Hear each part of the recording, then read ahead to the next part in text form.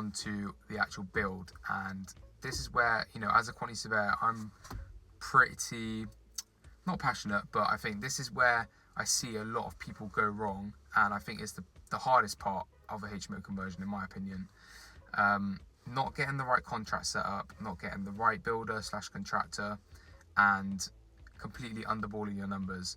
So before any works have been done, I do a full cost plan. So I do a full cost estimate of what I think it's going to be based on how I do my QS job.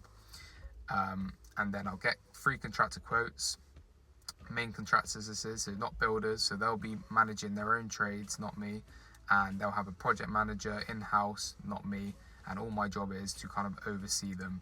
This does come at a little bit more of a cost instead of managing trades, but it frees up so much of your time. And if you're really taking it seriously, you want to scale the business, you want to look for other deals, you want to do 2 refurbishments at once, etc., you need to get a main contractor. You can't be managing trades. It's just not efficient. It's not actually running a proper business, and it's going to burn you out.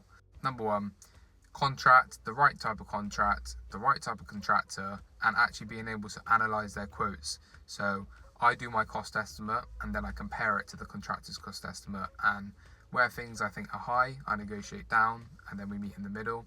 Or if they've not included for things and they've excluded a lot of things, and they've assumed loads of things, I go back and I clarify these and make sure that it's all in part of the scope of works. So what a lot of people do is they'll miss out on all of these things, and even they won't even do this. They'll just chuck floor plans to a contractor and say, please can you price this job for 6-bed HMO, and then the contractor doesn't allow for this, doesn't allow for this, doesn't allow for this, and then throughout the build it causes delays, which if you've got finance on this, it's going to cost you a lot of money. So you can go over budget in this way, and you can go over budget because a lot of the things that contractors quoted for, and they say is 120 grand refurb, they've not quoted for 30-40 grand of work. You're going to have to pay for that. And if you don't understand how to analyze these quotes and understand what's actually included for and what's not, then you're going to get burnt along the duration, and it's actually going to cause more delays, which again goes to your finance costs. So that's why I think it's the hardest part. And yeah, as my job as a QS has really helped me, because I'm pretty much in and out, exactly what's happening